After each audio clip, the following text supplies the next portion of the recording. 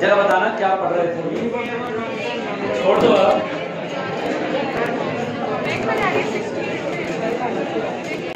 ओह अच्छा ठीक। देखिए बेटा इधर सुनिएगा, सर्कुलर मोशन चल रहा था हम लोग का। भैया स्टार्ट कर दिया ना स्क्रीन पांडे भैया? देखिए तो सर्कुलर मोशन हम लोग का चल रहा था और पहले तो एक काम करते हैं, बहुत लोग फ्रिक्शन के क्वेश्चंस बार पूछने आ रहे हैं, सर ये सर वो प्रॉब्लम बहुत कष्ट आ रहा है।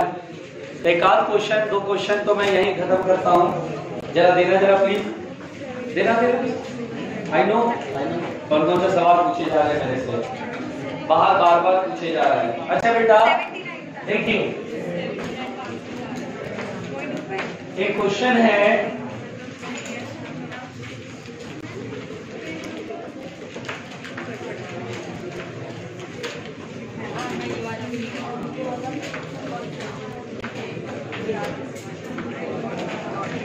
देखिएगा बेटा प्लीज सुनिए। ये जो क्वेश्चन है ये क्या है, जरा मैं पढ़ रहा हूं, ध्यान से सुनिएगा। A block of mass m slides down on frictionless incline. यानी बेटा ये जो ब्लॉक है जिसका मास कैपिटल M है, ये नीचे की ओर फिसलता है इस इंक्लाइन प्लेन पर। फिर बोलता है the minimum coefficient of friction so that M does not slide with respect to capital M। यानी फाइंड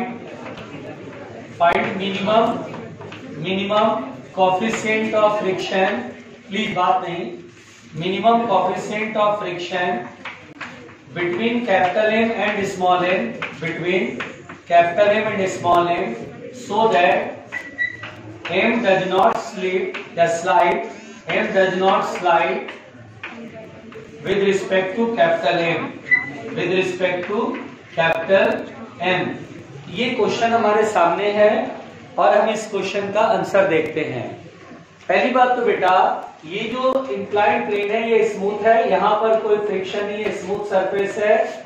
और यहाँ पर ये जो है जैसे ही छोड़ेंगे तो ये नीचे आने लगेगा। तो कह रहा है कि कैपिटल M के ऊपर जो स्मॉल m है वो जो है स्लाइड न करे, तो दोनों के बीच में स्मॉल m और कैपिटल M के बीच में कोएफिशिएंट ऑफ फ्रिक्शन क्या होगा।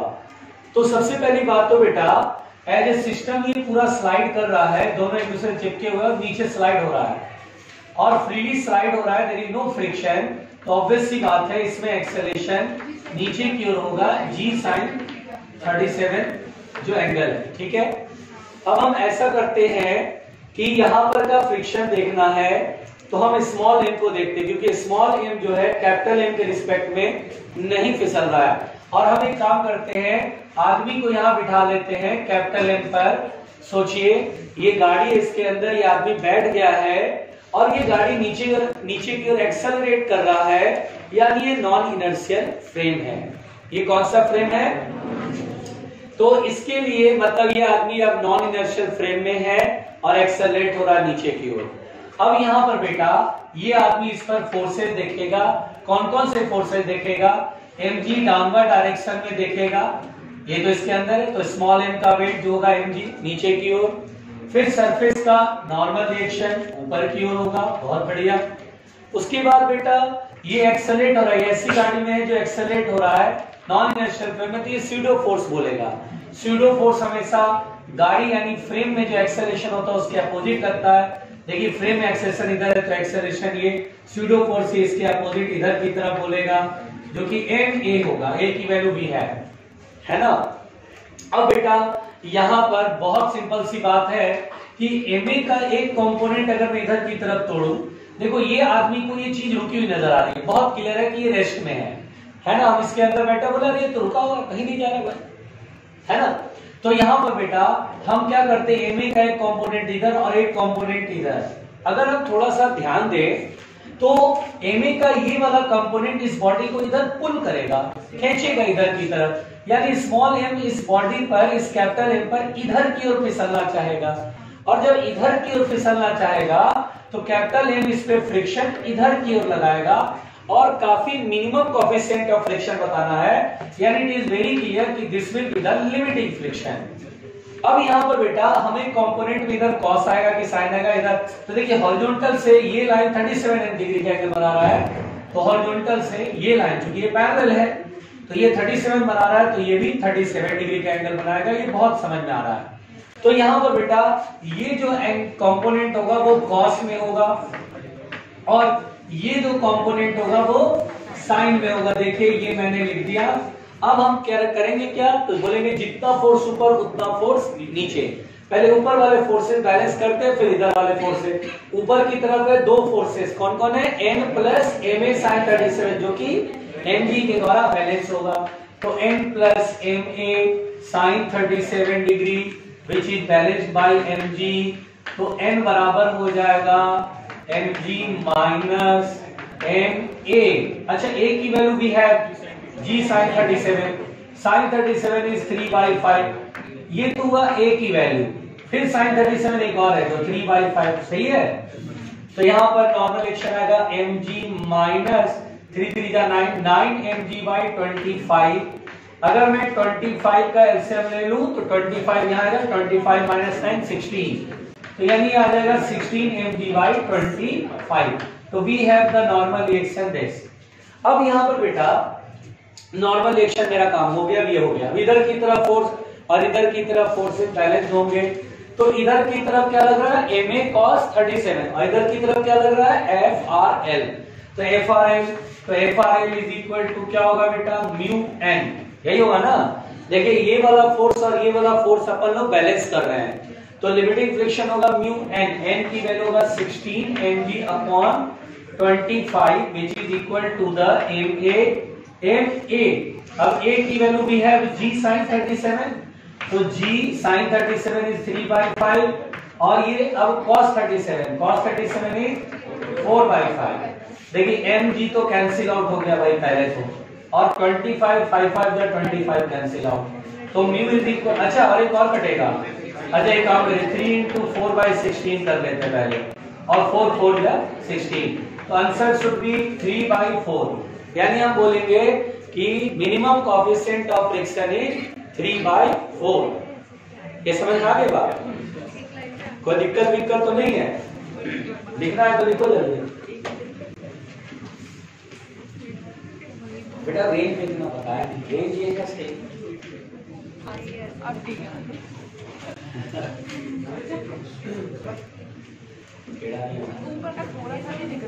ऊपर का थोड़ा सा नहीं दिख रहा। हमारे पंडे भैया जो है ना, कल से जैसे ही मैंने उनका मास्क उतारा है तब से बेचारे डर गए हैं। एक सेकंड निकलो, अब दिख रहा है सर।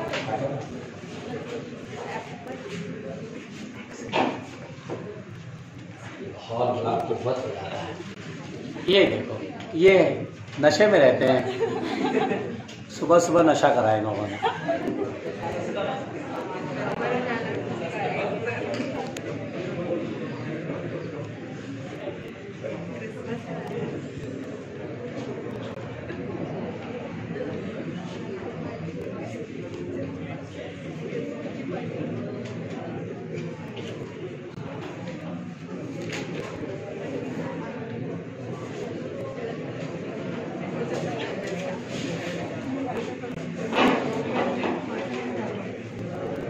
हाँ भाई कृपया शांत रहे और संभाले अपने आप को।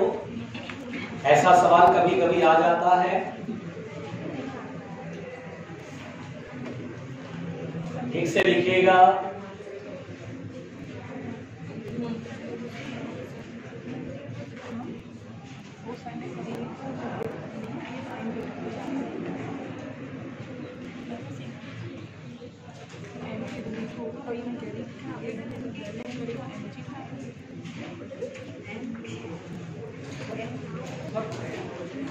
बोलो बेटा बोलो।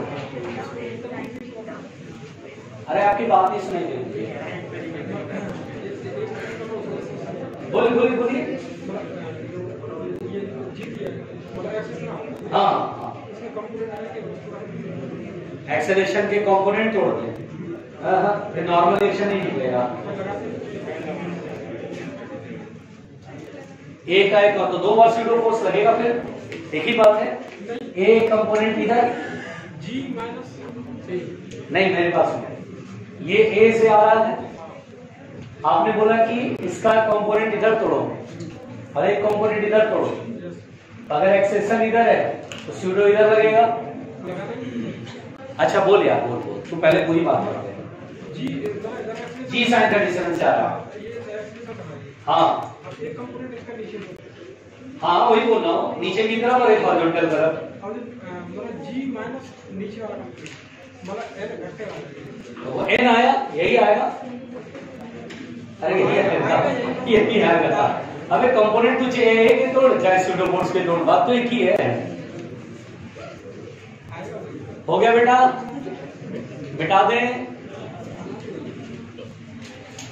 चलिए नेक्स्ट क्वेश्चन।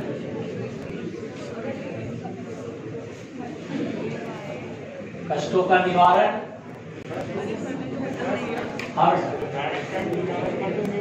अरे कांटा मार नहीं दूं तुझे, बैल है। इंक्लाइन प्लेन स्मूथ था कि रफ था?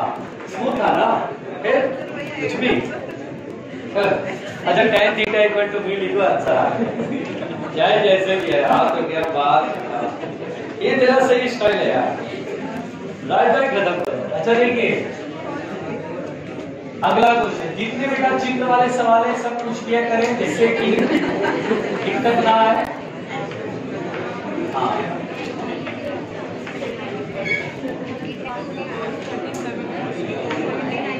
चलिए ध्यान दीजिएगा, ये देखिए ये सवाल तो कुछ लोगों ने पढ़ा भी नहीं, बोला अरे भाई ये तो हमसे नहीं बनेगा, इट्स ओनली टीचर्स चॉइस। देखिए जरा प्लीज सुनिए, क्वेश्चन है अब block A of weight W। बेटा ये ब्लॉक ए है जिसका वेट दिया है W। सन slides down an inclined plane S of slope 37 degree, देखिए 37 डिग्री है, at a constant velocity while the plane B। देखिए कांस्टेंट वेलोसिटी से बेचारा नीचे आ रहा है, वेलोसिटी इज कांस्टेंट, बड़े आराम से। अच्छा बताइए वेलोसिटी कांस्टेंट होने का मतलब क्या होता है? एक्सेलरेशन ही जीरो, ठीक, एक्सेलरेशन जीरो है। अब यहाँ पे बोलता है while the plane B, जिसका भी वेट W है, जिसका भी वेट क्या है W। ओके भाई, बोलता है rest on the top of A, और ए के ऊपर ये रेस्ट में है। हाँ रस्सी पकड़ करके रोका हुआ है इसको। The plane is attached by a cord to the top of the plane. देखिए यहाँ पर रस्सी से बंधा हुआ है, बोला हुआ है ये। If the coefficient of static friction is the same between the surface A and B and S and A, मतलब इंक्लाइंड प्लेन और ए के बीच का कोएफिशिएंट ऑफ फ्रिक्शन और यहाँ का भी कोएफिशिएंट ऑफ फ्रिक्शन सेम है, तो बोलता है फाइंड इट्स वैल्यू।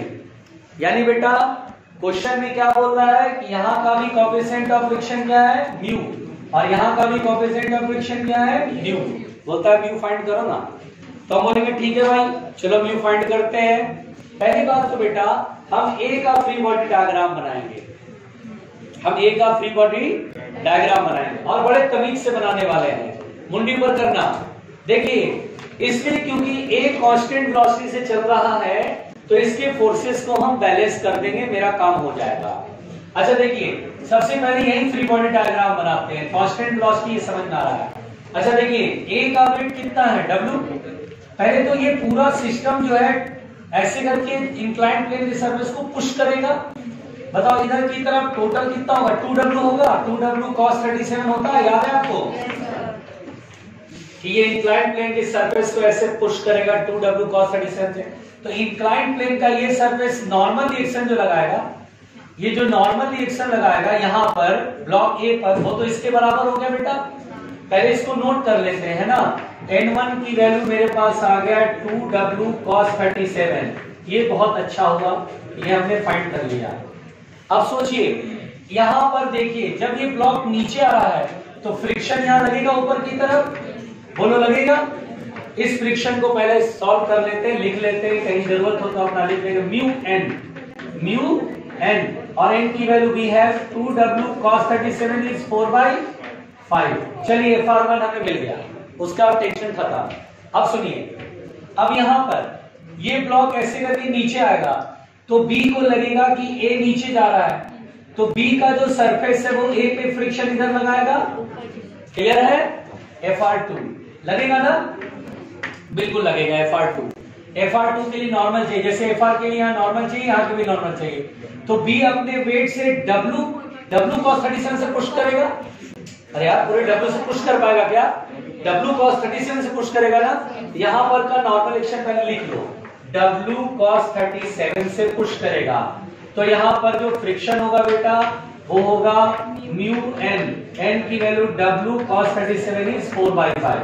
चलिए FR2 भी काम हो गया। और हम जानते हैं कि A का जो वेट इधर की तरफ आएगा और W sin 37 जाएगा, पुल करेगा ना A का वेट। अरे यार अब सोचो, ये कांस्टेंट वेलोसिटी से आ रहा है तो इधर की तरफ फोर्सेस बैलेंस करने हैं, ऊपर की तरफ दो फ्रिक्शन लग रहा है FR2 और FR1 और नीचे W sin 37।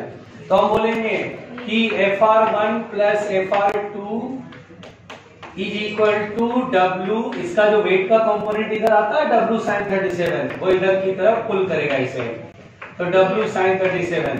FR1 की वैल्यू मेरे पास है, देखो तो 4 2 8 कर रहे हैं, तो म्यू इंटू W 8/5 और FR2 की वैल्यू हो गया mu into W into 4/5 equal to W sin 37 is 3/5।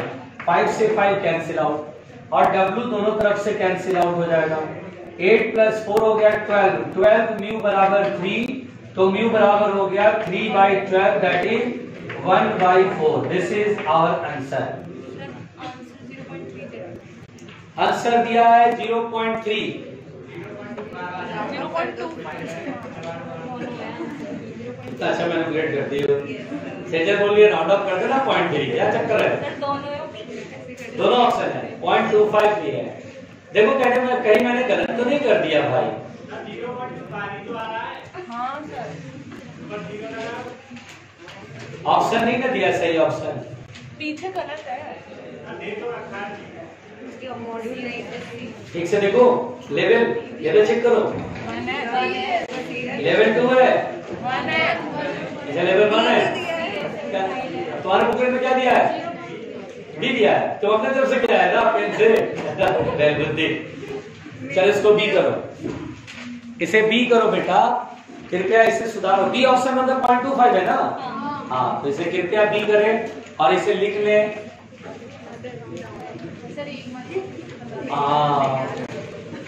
एक बार फिर से बता दीजिए। अच्छा बताओ, दोनों का वेट मिलाकर कितना होगा? और ये इंक्लाइंड प्लेन को इधर धकेलेगा 2W cos 37 से, तो यहाँ पर इंक्लाइंड सरफेस नॉर्मल एक्शन लगाएगा। N1 लिख लिया, समझ में आई है? तो किधर लगाता बताना जरा, किधर लगाता है? अगर तुम यहाँ ब्लॉक रखती हो ऐसे और ये ऐसे करके पुश करता है W cos 30 थीटा से, तो नॉर्मल एक्शन इंक्लाइंड प्लेन ऐसे ही लगाता है ना। उसको मैंने अगर यहाँ बना दिया तो क्या पाप कर दिया भाई? ऐसा कौन सा अनर्थ हो गया जिसके लिए बिजली कड़क गई, तूफान उड़ गया, है ना बेटा? तो नॉर्मल N1 वो हो गया, FR1 हो गया म्यू N। देखो म्यू जो यहाँ वही है, तो म्यू N1। फिर उसके बाद यहां आ जाओ, ये देखो यहां पर का फ्रिक्शन क्या है? A इधर जाएगा तो B बोलेगा फ्रिक्शन इधर लगाएंगे, FR2। तो यहाँ का नॉर्मल एक्शन B का वेट केवल लगेगा W cos 37, तो W cos 37 FR2 का म्यू N। अब देख रहे हो, बस हो गया। अब W sin 37 इधर की तरफ है, कांस्टेंट वेलोसिटी है, तो ये दोनों जो है बैलेंस हो गए फोर्स। नहीं आया? कृपया ध्यान न दें, कृपया ध्यान न दें।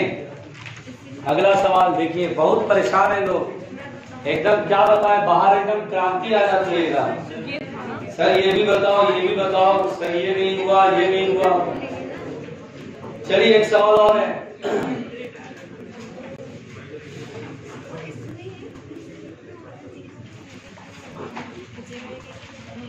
मिटा दे बच्चों, शाम हाँ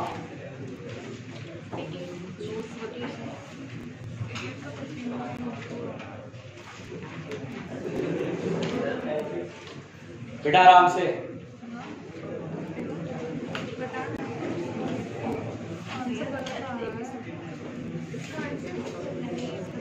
हाँ भाई मिटाएं। चलिए अगला सवाल प्लीज बेटा ध्यान से सुनिए।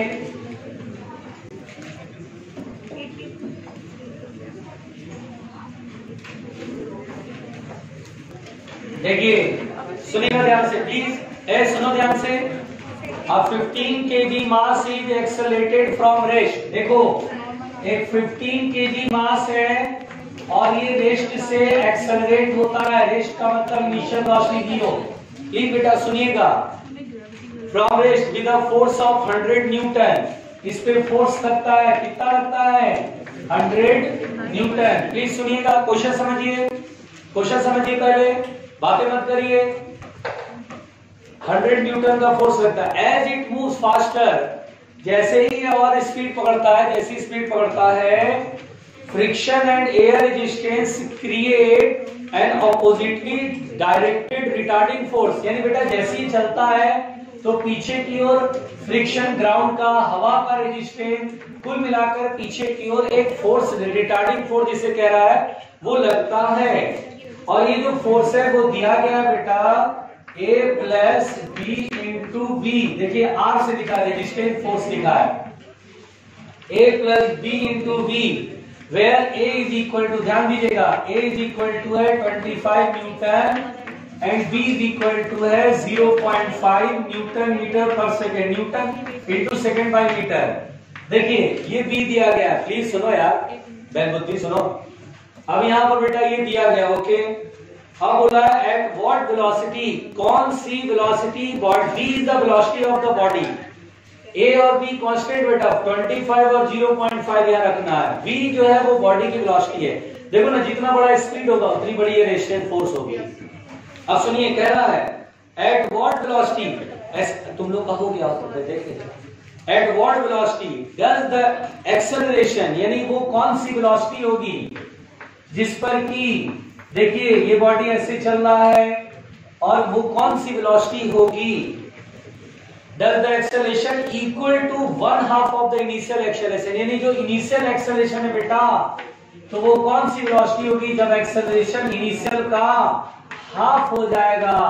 यानी हमें क्या फाइंड करना, वो वेलोसिटी जब एक्सेलरेशन इनिशियल का क्या हो जाएगा, हाफ हो जाएगा। मुंडी पर करो, मुंडी पर करो, ये सब सवाल बताओ। कितना कहर पर पाया तुम लोगों पे, है ना।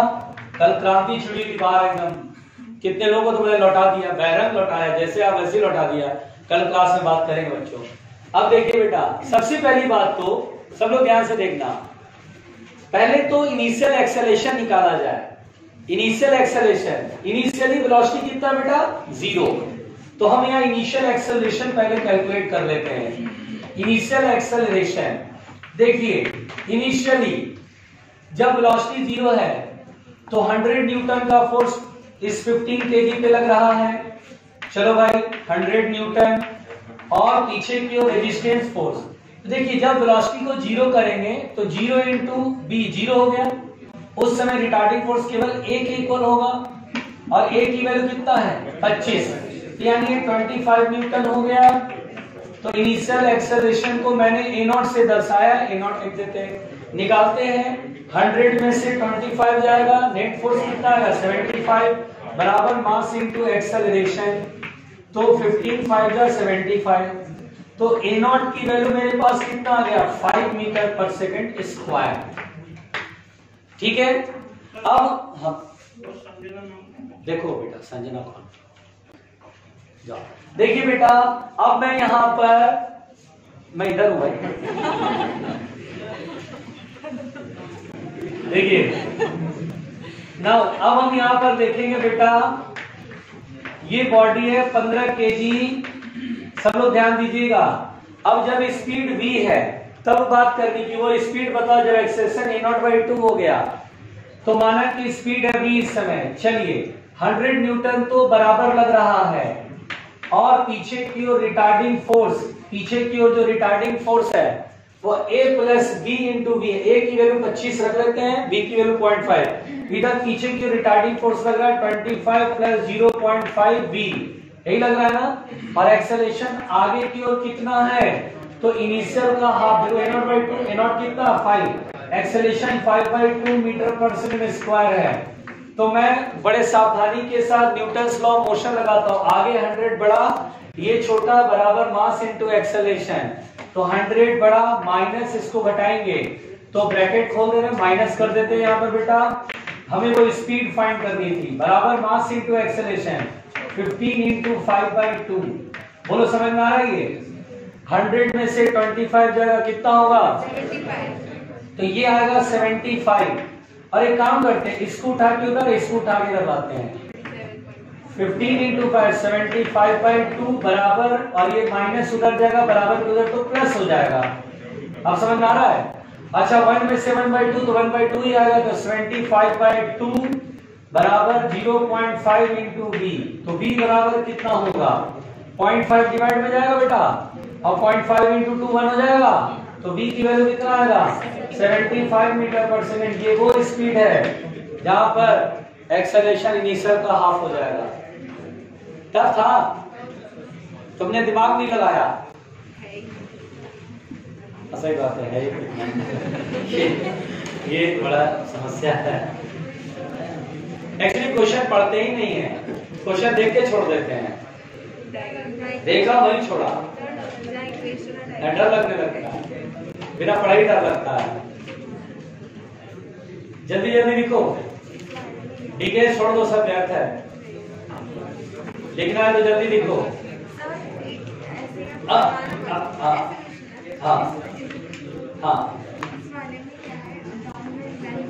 क्वेश्चन तो पढ़ लें। 2 kg का मास है, रब इंक्लाइंड ट्रेन पर है 30 degree. Find the magnitude of force parallel to the inclined needed to make the body move up the inclined and down the inclined. Okay, हां mg sin थीटा बड़ा आ रहा है फ्रिक्शन से, मतलब तो यहां पे डाउन द इंक्लाइन कि फोर्स जरूरत ही देना पड़ेगा नहीं, बड़ा है नीचे का बहुत बड़ा है, अपने आप चला जाएगा, 0 हो जाएगा। एफ आर की भी खोल नहीं होगा। अरे जैसे हम मैं बनाता हूं, नहीं रहने देते ऐसा कोई कोई नहीं बेटा, हो गया बेटा। आप देखिए हाँ इसमें एंगल तो देखिए, बड़ा कष्ट है, बड़ा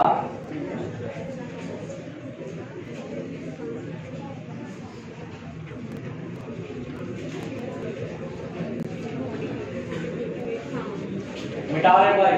हे भाई, बातें बातें बंद करो।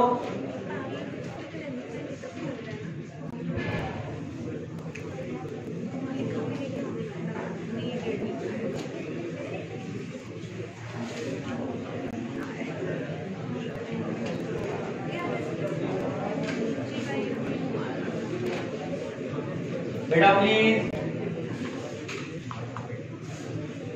अगला सवाल। अच्छा भाई, एक मिनट बताऊंगा। एक क्वेश्चन देखिएगा बेटा। अरे सुनो, अरे बातें नहीं, अरे अरे अरे अरे शांत। The rear side of a truck, किसी ट्रक का पिछला हिस्सा ओपन है, खुला हुआ है, बड़े आराम से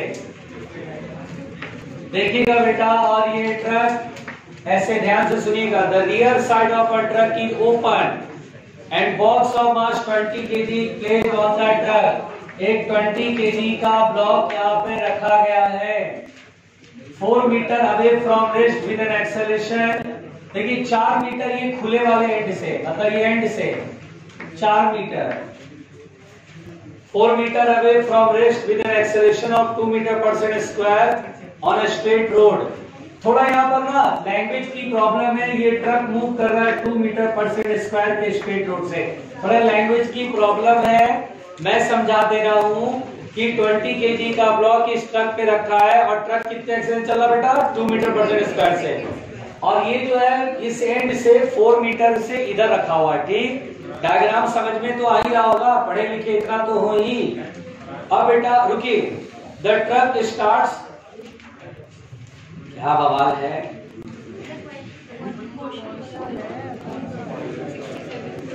ट्वेंटी kg, सुनो, 20 kg placed on the truck 4 meter with an acceleration of 2 meter The truck start on a straight road. The box will fall off the truck when it is at a distance from the starting point equal to. अच्छा, ये question में language में बहुत problem है। अब आप मेरी बात सुनते चलिए, मेरी बात। ये ट्रक रेस्ट से चलना शुरू करता बेटा, यानी इनिशियल वेलोसिटी क्या है 0 और 2 मीटर पर स्क्वायर से चलता है। तो बताना है कि जब ये ट्रक से गिर जाएगा कौन, ब्लॉक, तो कह रहा उतनी देर में ये ट्रक कितनी डिस्टेंस ट्रेवल कर लेगा। ठीक है, हाँ, उतने देर में कितना ट्रक डिस्टेंस ट्रेवल कर लेगा। तो बोलेंगे वेरी इजी। देखो पहले कैसे बनाओ क्वेश्चन को। देखो जितने समय में ये गिरेगा उतने समय में ट्रक कितना डिस्टेंस चलेगा बताना मुझे। बोलो, समझ में आ रहा क्वेश्चन? अरे भाई बोल के बोल रहा हूँ कि ब्लॉक जब गिरेगा उतने देर में ट्रक कितना डिस्टेंस आगे ट्रेवल कर लेगा। बोलो क्लियर, समझ में आ गया? तो हम एक काम करते हैं, हम ट्रक में बैठ जाते हैं, पहले नॉन इनर्शियल फ्रेम से हम ये पता करते हैं कितने टाइम में गिरेगा। तो नॉन इनर्शियल फ्रेम से देख रहे हैं क्या 20 G डाउनवर्ड लगेगा, नॉर्मल एक्शन ऊपर लगेगा, स्यूडो फोर्स किधर लगेगा, यानी एक्सेलरेशन के अपोजिट, इसमें एक्सेलरेशन है 2 तो 20 × 2 40 न्यूटन लगेगा, फ्रिक्शन इधर लगेगा, अगर ये स्लाइड करके गिरेगा तो काइनेटिक ही तो लगेगा। अब चलो बेटा सबसे पहले हम देखते हैं नॉर्मल एक्शन जो 20 न्यूटन है, इधर की तरफ एक्सेलरेशन को a0 मान लेते हैं कि कितना एक्सेलरेशन से इधर चलते हुए गिरेगा, है ना। ब्लॉक स्लाइड करेगा तो देयर इज सम एक्सेलरेशन, तो भैया चलो a0 निकालते, कैसे निकालेंगे, इसमें से इसको घटाएंगे, बराबर है में Newton law of motion 40 minus FR के क्या होता है बेटा, म्यू के इनटू n, म्यू के कितना है 0.15, नॉर्मल एक्शन कितना है 20 बराबर मास इनटू एक्सेलरेशन 20 इनटू a और 20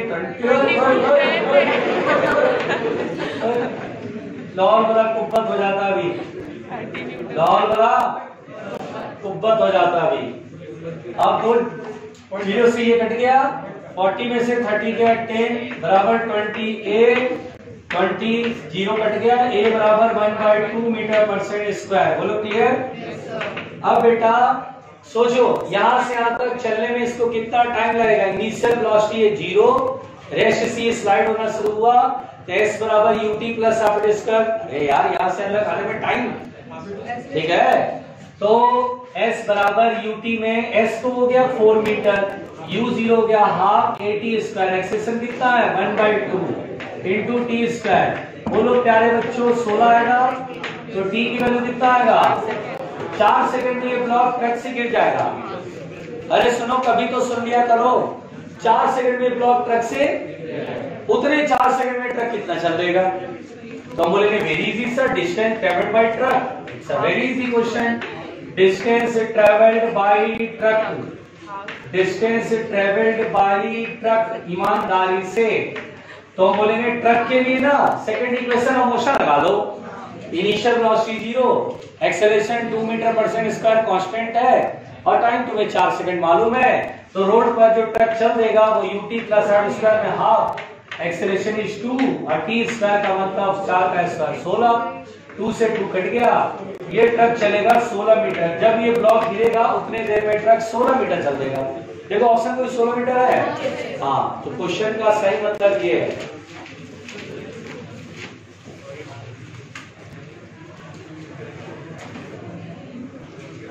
कृपया शांत रहिए, ये सारे सवाल बाहर क्रांति बन के मेरे ऊपर टूट पड़े थे कल।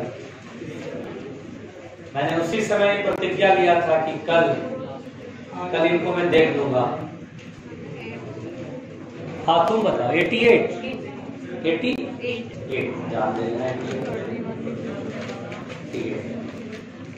हाँ अरे उसके बाद नहीं देखना है, ऊंचाई नहीं देखनी ट्रक की, नहीं बता रहा। T बराबर होता है √2h/g। पता है टॉप ऑफ द टावर से ऐसे फेंको या गिराओ, टाइम पर √2h/g होता है। ट्रक की हाइट लो वो दिया ही नहीं है, क्या करें।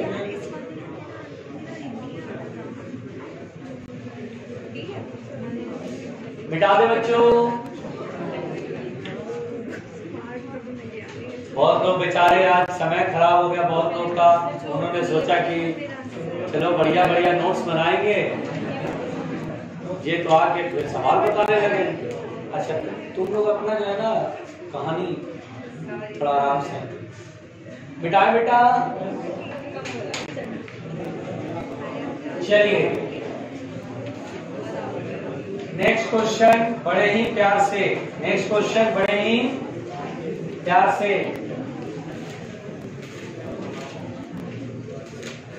देखिए। क्वेश्चन है बेटा, ध्यान दीजिएगा, ये एक इंक्लाइंड प्लेन है। देखो ध्यान ही दीजिएगा, अपनी दुनिया में बस मस्त। A block of mass 1 kg projected from the lowest point। देखिए एक ब्लॉक को यहां से प्रोजेक्ट किया, 1 kg मास का ये ब्लॉक है, यहां से प्रोजेक्ट करा along the inclined plane, the retardation experienced by the block। बेटा इसमें थीटा नहीं गिवन है, ये थीटा गिवन नहीं। रिटार्डेशन का मतलब क्या होगा, मैंने इसमें बताया था कि जब ये ऊपर धकेलोगे ना तो mg तो नीचे लग ही रहा है और फ्रिक्शन किधर लगेगा, जल्दी बता बेटा। वेलोसिटी ऊपर है, फ्रिक्शन इधर लगेगा ना, तो एक्सेलरेशन नीचे की तरफ होगा, इसी को रिटार्डेशन बोल रहा है। और ये जो है दोनों, ये मैंने डायरेक्ट बताया था कि g sin थीटा प्लस, देखो ना मास कट जाएगा तो म्यू के g cos थीटा, इसमें थीटा गिवन नहीं है, यही इस क्वेश्चन का प्रॉब्लम है।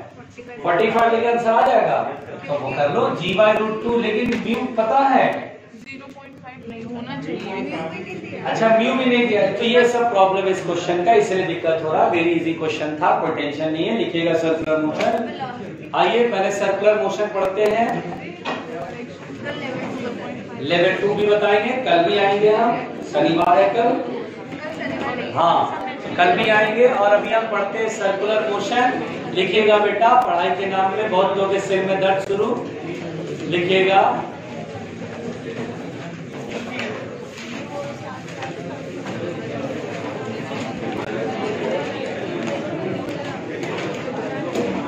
चलिए आराम से छोड़ दो भैया, सुनिए।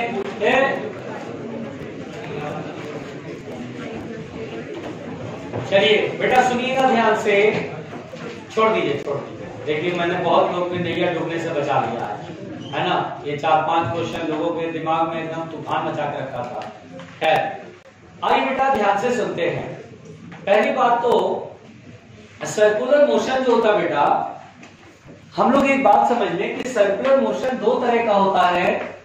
एक होता है यूनिफॉर्म सर्कुलर मोशन, हाँ यूनिफॉर्म सर्कुलर मोशन जिसे शॉर्टकट में यूसीएम बोल रहे हैं। एक होता है नॉन यूसीएम। तो मेरा कहने का मतलब जरा सुनिएगा, जिससे आपका कॉन्सेप्ट बनेगा। देखिए कभी भी बेटा अगर यूसीएम हो रहा है तो यूसीएम में क्या होता है बेटा, सबसे पहले रिगार्डिंग स्पीड, स्पीड का मतलब होता है वेलोसिटी का मैग्नीट्यूड। कुछ लोग सुनने को तैयार ही नहीं है, मुंडी ऊपर कर लो बेटा, बहुत हो गया, देख लो, पढ़ लो, सुन लो। तो वेलोसिटी का मैग्नीट्यूड कॉल्ड स्पीड। जब भी कोई बॉडी कांस्टेंट स्पीड से सर्कुलर पाथ पे चलता है तो हम बोलते हैं कि वो बॉडी यूसीएम में है, यूनिफॉर्म सर्कुलर मोशन में। देखिए बेटा स्पीड कांस्टेंट है, ये क्लियर हो गया। एंगुलर वेलोसिटी भी कांस्टेंट होता है, बल्कि डायरेक्शन के साथ किसी इंस्टेंट में एंगुलर वेलोसिटी एकदम किसी भी इंस्टेंट पर देखिए एंगुलर वेलोसिटी सेम आता रहेगा। एक तो मैग्नीट्यूड v बराबर r ओमेगा से ओमेगा बराबर v/r हो गया, और डायरेक्शन हर वक्त सेम रहे। जैसे अगर ये ऐसे घूम रहा है तो बताइए एंगुलर वेलोसिटी की डायरेक्शन किधर होगी बच्चों, तो हम बोलते हैं प्लेन के परपेंडिकुलर इधर की तरफ, है ना, ये एंगुलर वेलोसिटी होगी। अगर एंगुलर वेलोसिटी 0 है तो एंगुलर एक्सेलरेशन 0 है, ऐसा कहने में कोई दिक्कत, तो एंगुलर एक्सेलरेशन 0 हो गया। फिर सुनिए बेटा, जब भी कोई बॉडी सर्कुलर मोशन करता है तो क्या इसकी लीनियर वेलोसिटी कांस्टेंट रह पाएगी? रीजन क्या देंगे? बोलेंगे सर एक बार को तो वेलोसिटी का मैग्नीट्यूड स्पीड तो कांस्टेंट है, बट उसकी डायरेक्शन बार बार बदल रही है, सो वेलोसिटी वेरी कर रहा है। वेलोसिटी टेंजेंट डायरेक्शन में होता है, इधर फिर इधर फिर इधर, ये वेरी कर रहा है, इसलिए हम बोलेंगे सर वेलोसिटी इज वेरिएबल। अब यहाँ वेलोसिटी वेरिएबल होता है बेटा, तो यहाँ पर जो भी बॉडी सर्कुलर मोशन कर रहा होता है उसमें हम बोलते हैं एक्सेलरेशन होता है, और वो एक्सेलरेशन सेंटर की तरफ होता है, जिसे हम सेंट्रीपिटल एक्सेलरेशन कहते हैं। और सेंट्रीपिटल एक्सेलरेशन को एक ही चरणों में C से दिखाते हैं। या इसे रेडियल एक्सेलरेशन भी कहते हैं। मेरी बात सुनाई दे रही होगी? बेटा बात नहीं करना, क्योंकि बहुत इस बैच की शिकायत, प्रॉब्लम क्या है ना, इस बैच में तुम बात करते हो, हमको कोई प्रॉब्लम नहीं है, लेकिन दूसरे को प्रॉब्लम हो जाती है ना, तो यही होता है। इस बैच के बारे में सिखाते हैं, पीछे वाले बच्चे कमेंट पास करते हैं। एक होता है कि हल्की फुल्की बात करने दे, पेन लाओ, अरे कॉपी लाओ, ये क्वेश्चन समझ में, वो चलता है, कमेंट पास करते हैं, तो आगे वाले बच्चों को दिक्कत होती है। उसके आगे वाले जो सीट पे बैठे हैं बोलते हैं, अरे कम वक्त फुल टाइम कमेंट किया है, कम वक्त तुमने। अच्छा वो बोल नहीं सकता कि लड़े कौन, वो बोलेगा पलट के तो पता चला घेर के मारेंगे उधर।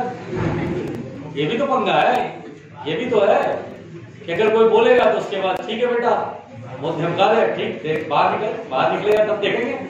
अब इस चक्कर में बाहर यही होता है कि भाई कमेंट पास करते रहते हैं। तो बच्चों अगर नहीं पढ़ना है, मोबाइल चलाओ, बढ़िया शानदार गेम वेम डाउनलोड करो, शानदार बैठे रहो, ठीक है। लेकिन प्लीज क्लास में बोलो मत यार, बोलने से कोई फायदा नहीं है, बाकी बच्चों को डिस्टर्बेंस होता है। देखिए तो बॉडी में सेंट्रीपिटल एक्सेलरेशन होता है। यहां पर बेटा बहुत क्लियर सी बात है, ये सेंट्रीपिटल एक्सेलरेशन है जिसे हम रेडियल एक्सेलरेशन भी कहते हैं। इसी एक्सेलरेशन की वजह से बॉडी सर्कुलर पाथ पे घूम पाता है। ये एक्सेलरेशन ही है जिसकी वजह से बॉडी सर्कुलर पाथ पे घूम पाता है। अगर बॉडी में एक्सेलरेशन कट कर दो तो बॉडी सीधा कांस्टेंट वेलोसिटी चल देगा। तो यही वो एक्सेलरेशन है जिसकी वजह से बॉडी सर्कुलर पाथ पे घूम पाता है। मजे की बात ये बेटा कि सेंट्रीपिटल एक्सेलरेशन हमेशा वेलोसिटी के परपेंडिकुलर होता है। वेलोसिटी होता है टेंजेंट डायरेक्शन में, जबकि सेंट्रीपिटल एक्सेलरेशन होता है रेडियस के along toward the centre. At every time किसी भी मोमेंट पर, जैसे यहां पर है तो वेलोसिटी इधर होगा और एक्सेलरेशन इधर होगा। अगर कोई आपसे बोले यार सर्कुलर मोशन में क्या एक्सेलरेशन कांस्टेंट होता है, बोलते ना कभी नहीं, बिल्कुल कभी नहीं। क्यों भाई एक्सेलरेशन कांस्टेंट क्यों होता है? अबे डायरेक्शन बदल रहा है, अभी इधर की तरफ है, फिर इधर की तरफ, फिर इधर की तरफ, फिर इधर की तरफ। बात समझ में आ रही है? तो यहां पर हम बोलते हैं बॉडी में एक्सेलरेशन होता है और वो एक्सेलरेशन कहलाता है सेंट्रीपिटल एक्सेलरेशन। क्या कहलाता है बेटा? देखो आप सभी लोग 12 पास आउट हो, आप लोग सभी लोग जानते हो कि सेंट्रीपिटल एक्सेलरेशन इज v²/r होता है। ये लिख सकते हैं कि नहीं? अगर आपसे बोले क्या सेंट्रीपिटल एक्सेलरेशन स्पीड बदल सकता है, तो बोलते हैं नहीं भाई, ये एक्सेलरेशन केवल डायरेक्शन बदलता है, वेलोसिटी की डायरेक्शन चेंज होती है, एक्सेलरेशन इधर होता है। यानी इस एक्सेलरेशन की वजह से कभी भी स्पीड मतलब होता है वेलोसिटी का मैग्नीट्यूड, वो चेंज नहीं हो रहा है। बोले यार समझ में आ रही बात?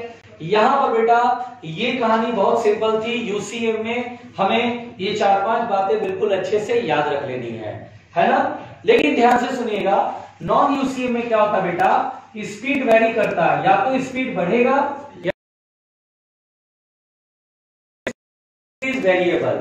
चलो भाई ठीक, अगर स्पीड वेरिएबल है तो एंगुलर वेलोसिटी भी वेरिएबल ही होगा बेटा, क्योंकि एक तो मैग्नीट्यूड ओमेगा बराबर v/r, मैंने सही बोला, बराबर v/r होगा। स्पीड बदल रहा है तो ओमेगा भी बदलेगा, और तो एंगुलर वेलोसिटी, लीनियर वेलोसिटी वो भी वेरिएबल है ना। वेलोसिटी तो पहले डायरेक्शन तो बदल ही रहा था, यहाँ तो डायरेक्शन बदल रहा था तो वेलोसिटी वेरिएबल तो था ही। यहाँ पर मजा और आ गया वेलोसिटी को कि इसमें डायरेक्शन बदल रहा है, मैग्नीट्यूड बदल रहा है, क्योंकि वेलोसिटी का होता है यानी नॉट इक्वल टू 0, यानी एंगुलर एक्सेलरेशन 0 नहीं होता है, कुछ वैल्यू मिलेगी। यहां पर क्या होता है बेटा कि जब ऐसे नॉन यूसीएम में चलता है तो यहां पर क्या होता है, मेरी बात ध्यान से सुनिएगा, इसमें 2 एक्सेलरेशन होता है। एक होता है सेंट्रीपिटल एक्सेलरेशन और एक होता है टेंजेंट डायरेक्शन में एक्सेलरेशन, जिसे बोलते हैं टेंजेंशियल एक्सेलरेशन। मेरी बात ध्यान से सुनिएगा, वेलोसिटी अगर मान लीजिए इधर की तरफ है तो देखिए इस एक्सेलरेशन का काम है सर्कुलर मोशन कराना, और ये एक्सेलरेशन की वजह से बॉडी की स्पीड बदलती है। देखिए अगर केवल सेंट्रीपिटल एक्सेलरेशन है तो वेलोसिटी का मैग्नीट्यूड कॉल्ड स्पीड कभी चेंज नहीं होता है, जब तक फोर्स नहीं लगेगा, जब तक एक्सेलरेशन नहीं होगा। जैसे अगर आपको ऐसे करने से बेटा टॉर्क लगता है, ऐसे करने से क्या लगता है, टॉर्क लगता है, इस पॉइंट के बाद टर्निंग इफेक्ट मिलने लगता है, घूमने लगता है बॉडी, तो ऐसे करने से बढ़ने लगेगा। कभी भी स्पीड बढ़ेगा या घटेगा तो there must be the force in tangent direction. Circular motion में जब भी कभी स्पीड घटे या बढ़े, हाँ हो सकता है वेलोसिटी इधर की तरफ हो, अगर वेलोसिटी अपोजिट है तो रिटार्ड हो रहा होगा, एक्सेलरेशन इधर और वेलोसिटी इधर तो रिटार्ड होगा, स्पीड धीरे धीरे घटेगा। यहां पर अगर वेलोसिटी इधर की तरफ है तो हम बोलते हैं सर स्पीड, इसके वजह से डायरेक्शन सेंट्रीपिटल एक्सेलरेशन की वजह से वेलोसिटी की डायरेक्शन चेंज होगी, जबकि टेंजेंशियल एक्सेलरेशन की वजह से वेलोसिटी का मैग्नीट्यूड, जिसे हम स्पीड कहते हैं, वो स्पीड चेंज होगा। अगर मुझसे कहेगा बॉडी में नेट एक्सेलरेशन, तो इधर की तरफ होगा। बॉडी में नेट एक्सेलरेशन तो इधर की तरफ होगा। देखिए दो वेक्टर है, दोनों का रिजल्टेंट इधर। मुझसे अगर एक्सेलरेशन कहेगा कि भैया नेट एक्सेलरेशन, तो मैं क्या करूंगा बेटा, under root AC square plus AT square, दो वेक्टर का रिजल्टेंट जैसे निकालते हैं। यहां पर बेटा सेंट्रीपिटल एक्सेलरेशन तो है जो कि V स्क्वायर बाई R के इक्वल होगा, ये तो सब जानते हैं। यहां पर बॉडी में टेंजेंशियल एक्सेलरेशन होगा कि नहीं होगा? अरे होगा। अब टेंजेंशियल एक्सेलरेशन है, ये बात तो क्लियर हो गया। बताओ समझ में आया? बताओ यहाँ स्पीड चेंज हो रहा है कि नहीं हो रहा है? जबकि एक्सेलरेशन तो है, तो रीजन क्या बोलेंगे? At any time the centripetal acceleration is perpendicular to the velocity. किसी भी वक्त सेंट्रीपिटल एक्सेलरेशन वेलोसिटी के साथ हमेशा 90 डिग्री के एंगल पर है। इसकी वजह से कभी भी मैग्नीट्यूड चेंज नहीं होता है, only the direction of the velocity changes. बोलो क्लियर? क्या इसमें बॉडी में यूनिफॉर्म एक्सेलरेशन होगा? थप्पड़ मारूंगा खींच के। एक्सेलरेशन वेरिएबल है बैक बुद्धि, क्योंकि डायरेक्शन बार बार बदल रहा है। एक्सेलरेशन यूनिफॉर्म का मतलब होता है मैग्नीट्यूड और डायरेक्शन दोनों ही सेम होना चाहिए, बट ऐसा यहाँ नहीं है। एक्सेलरेशन की डायरेक्शन बार बार चेंज करेगी। एक बार को एक्सेलरेशन का मैग्नीट्यूड कॉल्ड सेंट्रीपिटल एक्सेलरेशन का magnitude V square by R constant है, V स्पीड है, ये कांस्टेंट है, R रेडियस है, ये कांस्टेंट है, लेकिन बार बार डायरेक्शन बदल रही है, इसलिए एक्सेलरेशन यूनिफॉर्म नहीं है। बोलो क्लियर हुआ? जो बैठे बैठे सो गए हैं, बैठे बैठे सो जाते हैं, खड़े खड़े सो जाते हैं, उनको पता नहीं क्या कहते हैं, शायद आप लोग जानते भी होंगे। ठीक है, घोड़े गधे भी तो होते हैं। हाँ, वो तो गधा पूरा लेट करके तकिया लगा के सोता है, मुंडी पर। पहले यहाँ तक पहुंचो बेटा। अच्छा एक चीज और बताना चाहता हूँ, रुक जा, अरे थोड़ा रुक जा। अरे मैंने कहा था रुक जाओ, नहीं अपना बात खत्म करो प्लीज, रुक जाओ। लिख रहा बेटा, लिखता हुआ आदमी ना, उसको ना परेशान नहीं करना चाहिए। लिखता हुआ तो बहुत खतरनाक स्थिति में होता है। देखो अगर आपसे कभी बोलता है कि टेंजेंशियल एक्सेलरेशन की वैल्यू बताओ, तो हम लोग कैसे निकालते हैं बेटा? देखिए, अब देखिए we know that v बराबर r ओमेगा v नो। what is v?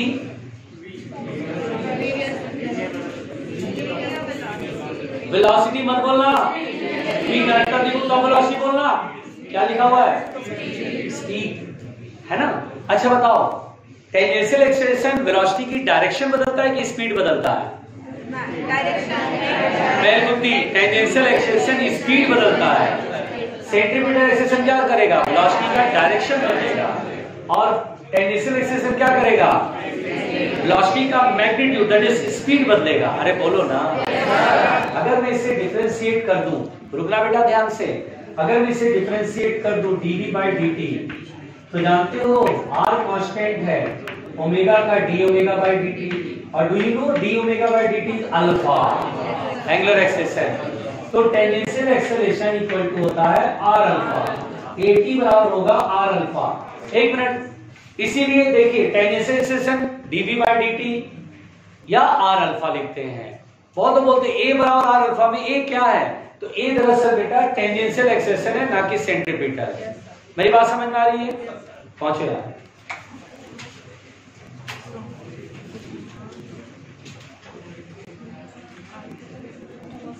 शांत बच्चों, कृपया शांति बना के रखो, बहुत तमीज से, शांति से।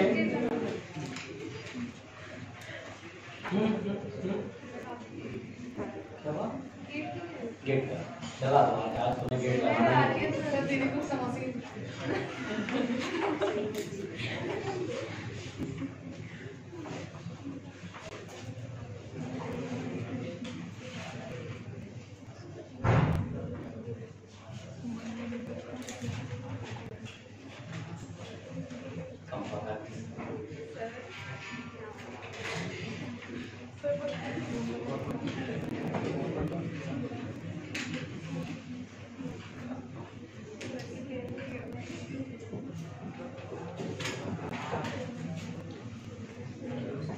तो क्लास में आते ही सो जाते हैं। शांत बच्चों।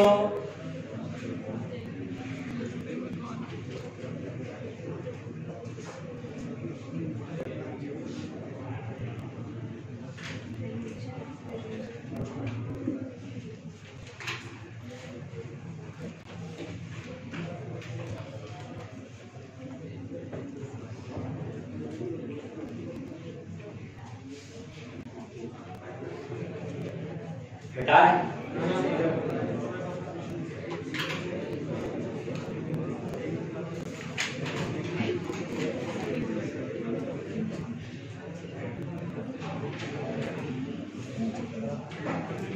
आराम से देखो, देखो कितने बड़े पहले बात करते हैं।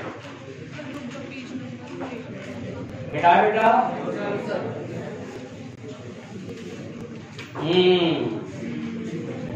छोड़ दो।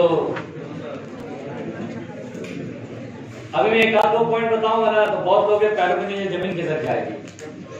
अच्छा ऐसा भी है क्या?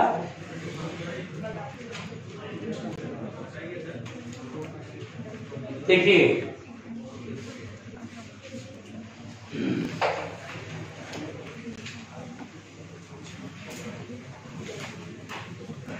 अच्छा रहने दो, अभी नहीं बताएंगे, थोड़ा और मैच्योर हो जाने दो। सर्कुलर मोशन में 2-3 दिन और वक्त बिताओ, थोड़ा और वक्त बिताओ। मैंने क्या बताया बेटा? सर्कुलर मोशन में 1-2 दिन और वक्त बिताओ, उसके बाद क्वेश्चन वोश्चन बनाओ, तब बात करेंगे। और याद दिलाना कि सर आपने कहा था कि कुछ बात करेंगे, ठीक है? फिर मैं बात करूंगा तब समझ में आएगा कि हाँ अच्छा ऐसा है क्या। हाँ आराम से। सेंट्रीपिटल फोर्स,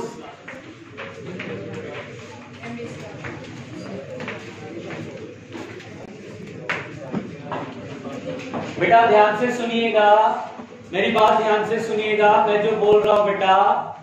देखिए सेंट्रीपिटल फोर्स क्या होता है, देखिए सेंट्रीपिटल फोर्स क्या होता है, इसको सुनेगा ध्यान से। यहां पर बेटा इसके आगे अभी हम क्या पढ़ रहे हैं, सभी चीजें यूसीएम की चलेंगी।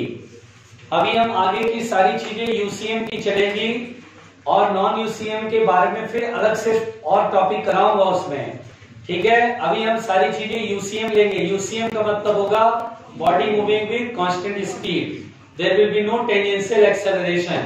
सुनाई दे रहा है? हाँ, अब सुनेगा ध्यान से मेरी बात। सेंट्रीपिटल फोर्स क्या होता है बेटा? देखिए जब भी कोई बॉडी सर्कुलर मोशन करता है तो हम लोग जैसा कि जानते हैं सेंटर की तरफ एक्सेलरेशन होता है ना?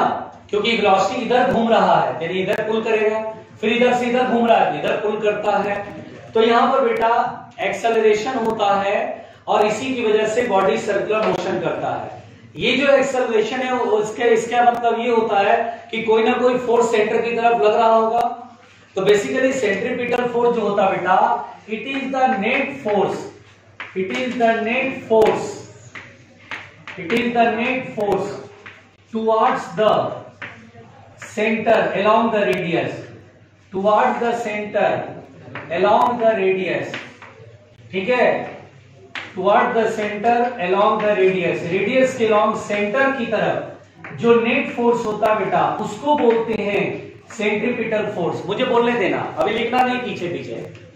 बेसिकली क्या होता है, न्यूटन्स लॉज ऑफ मोशन में जो फोर्सेस के रिजल्टेंट होते हैं उसको रिजल्टेंट फोर्स बोलते हैं या नेट फोर्स बोलते हैं। लेकिन यहां पर बेटा जो net force towards the centre होता है रेडियस के लॉन्ग, उसे एक स्पेशल नाम दिया जाता है सेंट्रीपिटल फोर्स। यानी centripetal force is not a type of force कि जैसे gravitational force, spring force, electric force. तो सेंट्रीपिटल फोर्स भी कोई टाइप ऑफ फोर्स है, ऐसा कुछ नहीं है। Centripetal force is the resultant force.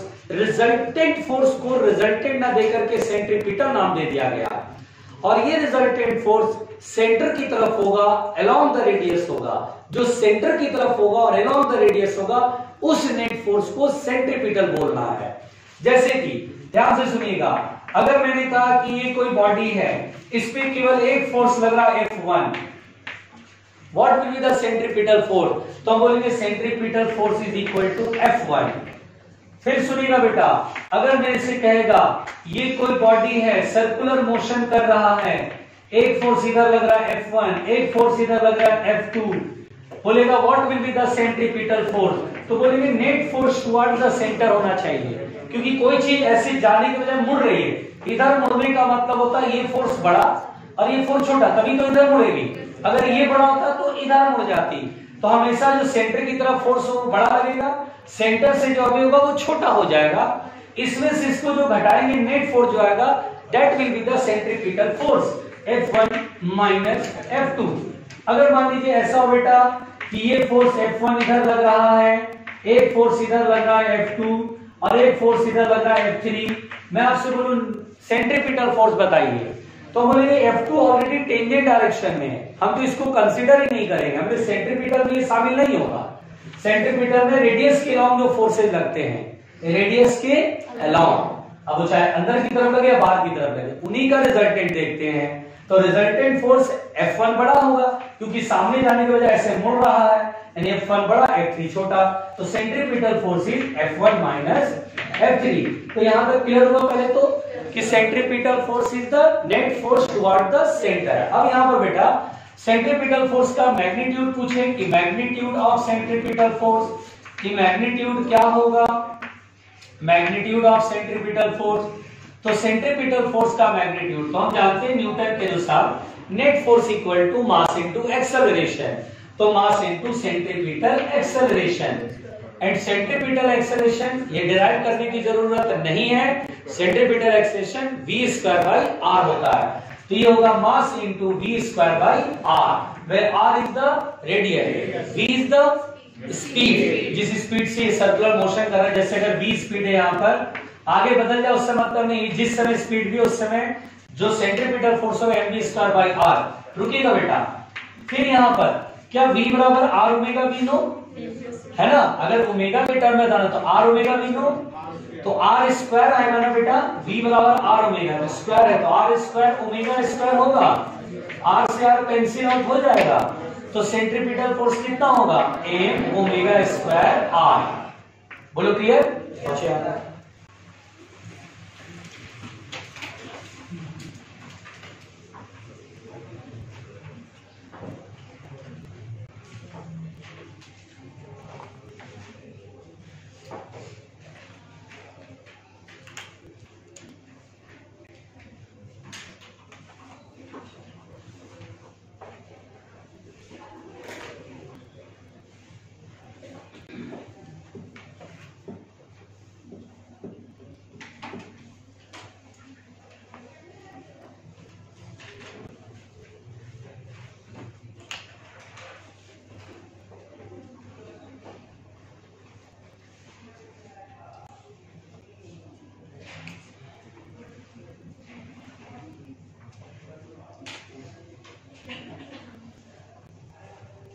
Laws of motion की बुकलेट मॉड्यूल कंप्लीट हो गई। कल से सर्कुलर मोशन स्टार्ट कर देना, आज पूरा लॉज ऑफ मोशन का कंप्लीट कर लो, कल से क्लास के बाद फिर सर्कुलर मोशन बनाना शुरू कर देना।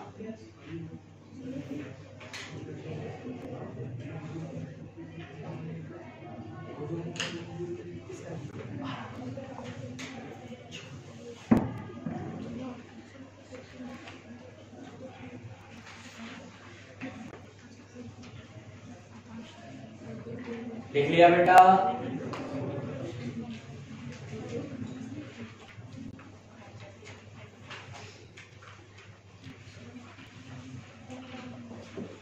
आओ मिटाएं।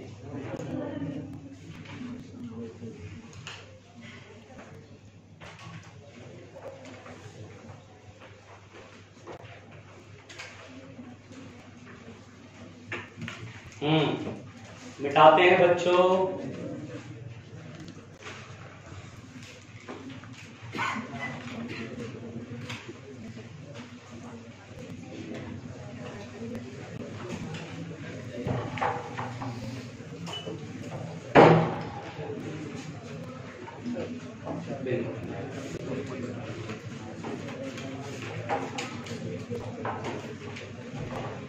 मिटाएं।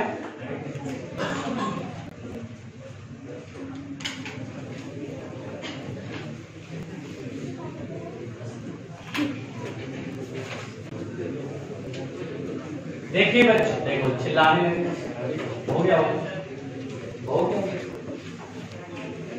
देखिए ध्यान से सुनिए, कुल मिला के सेंट्रीपिटल फोर्स का फॉर्मूला क्या होता है बेटा? mv² बाई r, दूसरा m⍵² r, एक और लिख दूं m⍵v।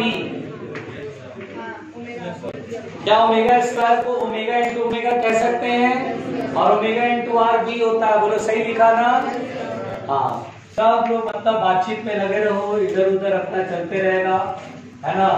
नीट 2021 क्या है मतलब, ठीक है।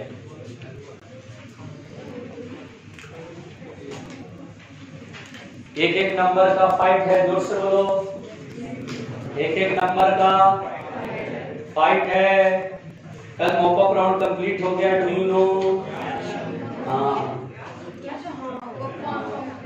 आई बता मॉपअप राउंड बैल बुद्धि कल फाइनली कंप्लीट हो गया। जिनको उम्मीद थी थोड़ी बहुत भी, उनका भी सपना टूट गया बेचारों का। वेल परफॉर्मर, बहुत अच्छे अच्छे परफॉर्मर थे भाई। पिछले साल 600 लाने वाले सिलेक्ट हो गए थे, 600 से ऊपर वाले सिलेक्ट हो गए थे। इस बार कम हुआ 600 से 615 तक 5, 7, 10 कैंडिडेट थे। उनको बड़ी उम्मीद थी कि कुछ तो होगा, कुछ तो होगा, कुछ हुआ ही नहीं। खेल ही पूरा खराब हो गया एकदम। बड़ा रहता है भाई, इससे बता रहा हूँ, एक एक क्वेश्चन 4-4 नंबर, 5-5 नंबर बहुत इंपॉर्टेंट है। देखिएगा यहाँ पर बेटा, प्लीज सुनिएगा। तो ये सेंट्रीपिटल फोर्स है, ये हमने देख लिया। रुक जाओ रुक जाओ, अच्छा छोड़, सुनिए ध्यान से। हम लोग बेटा सेंट्रीपिटल फोर्स सुनते हैं, फिर हम लोग सुनते हैं सेंट्रीफ्यूगल फोर्स, है ना? सेंट्रीपिटल फोर्स को हम सुनते ही सुनते हैं, उसके बाद हम लोग सेंट्रीफ्यूगल फोर्स सुनते हैं। जैसे देखिए सेंट्रीफ्यूगल फोर्स क्या है, देखिएगा headline, centrifugal force. Centrifugal force बिल्कुल देखिएगा बेटा ध्यान से। सेंट्रीफ्यूगल फोर्स, आराम से मेरी बात सुनिएगा। सेंट्रीफ्यूगल फोर्स, देखिए बेटा सेंट्रीफ्यूगल फोर्स क्या है? बेसिकली सेंट्रीफ्यूगल फोर्स कुछ और नहीं, स्यूडो फोर्स है। यह एक प्रकार का स्यूडो फोर्स है जो सेंटर से अवे रेडियस के लॉन्ग लगता है। ध्यान रखिएगा, सेंट्रीपिटल रेडियस के लॉन्ग अंदर की तरफ, और स्यूडो फोर्स रेडियस के लॉन्ग जो स्यूडो फोर्स बाहर की तरफ लगता है, that is called the centrifugal force. ध्यान रखिएगा, मैं ये नहीं बोल रहा हूं कि सिर्फ स्यूडो फोर्स जो सर्कुलर मोशन लगता है उसको बोलते हैं सेंट्रीफ्यूगल ना। जैसे देखिए यहां पर बिल्कुल आराम से सुनिए, हर बात आपका क्लियर हो जाएगा, बिल्कुल ध्यान से। जैसे मान लीजिए ये ब्लॉक है, ये सर्कुलर मोशन कर रहा है। अब बेटा सर्कुलर मोशन तो ये बहुत अच्छा कर रहा है, बढ़िया बात है भाई। इस ब्लॉक में एक्सेलरेशन टुवर्ड द सेंटर जो होगा वो v²/r भी होगा, ठीक है। मान लीजिए एक आदमी इस ब्लॉक के अंदर आपने बिठा दिया, तो बेटा ये कौन से फ्रेम में आ गया? तो हम बोलते हैं ये नॉन इनर्शियल फ्रेम में है, और नॉन इनर्शियल फ्रेम में ये स्यूडो फोर्स एक्सपीरियंस करेगा। हम जानते हैं स्यूडो फोर्स किधर एक्सपीरियंस करेगा?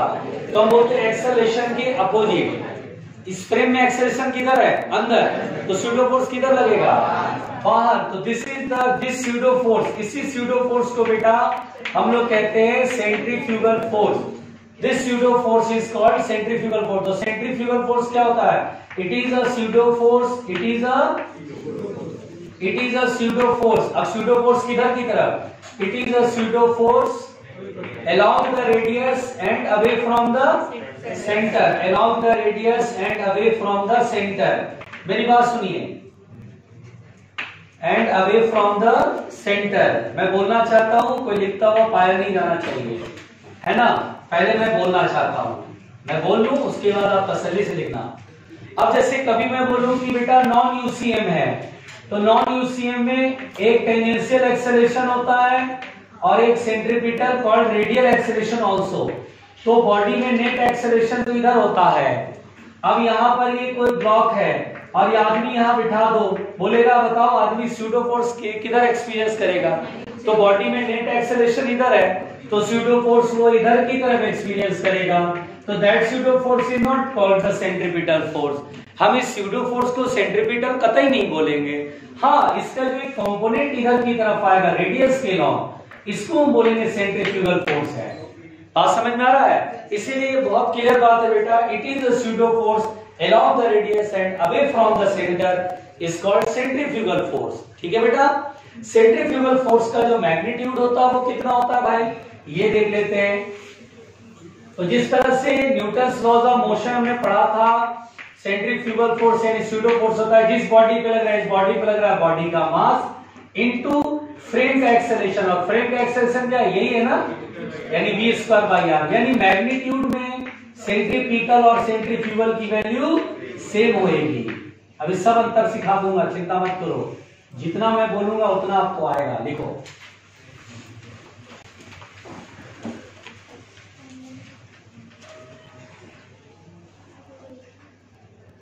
आराम से, टाइमर देखना है कुछ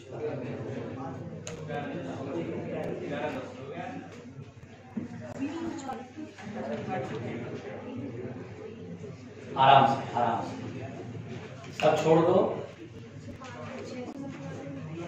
है 600 यही वाला शायद मिला होगा। एक्चुअली यूपी में भी थोड़ी ना कट ऑफ इतना भी नीचे नहीं जाता है, 4-5 नंबर नीचे जाता है। पता करना है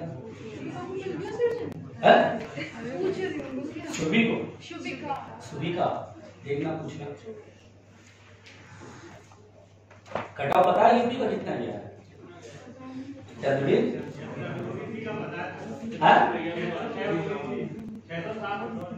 607 फॉर ओबीसी और 4-5 नंबर ज्यादा जनरल से ज्यादा था। बड़ा बवाल है यार, बवाल है। बहुत दिमाग स्थिर करके ना, बहुत दिमाग स्थिर करके परफेक्शन एक्यूरेसी के साथ एकदम सवाल को निपटा देना पड़ेगा।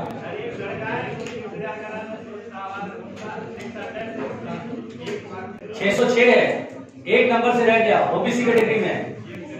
ओह माय गॉड, एक नंबर वाला ना बड़ा बड़ा बड़ा अजीब सा लगता है, अलग से पानी नहीं उतरता है, एक नंबर वाला जो रह जाता है।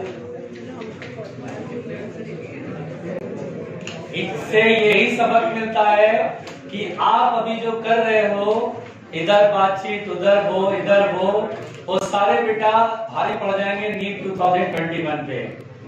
इसलिए बहुत ही एकदम उसको कहते हैं ना, बिल्कुल तीव्र बुद्धि, ईरान तुरान नहीं पढ़ना है। जो कोई भी ईरान तुरान के चक्कर में गया वो समझ जाओ पंचवर्षीय योजना में गया, उसका पंचवर्षीय योजना बिल्कुल तय है।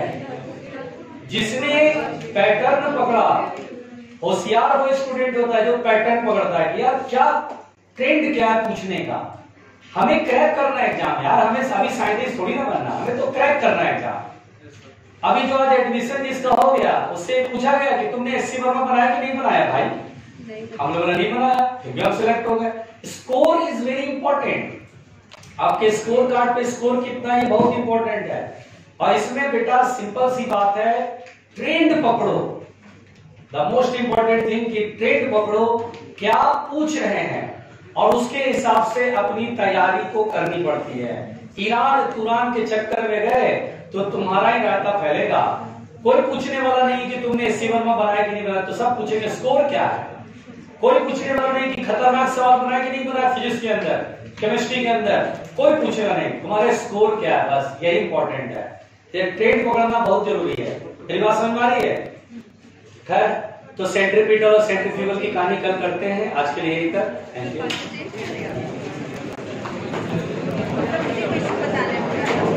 बताओ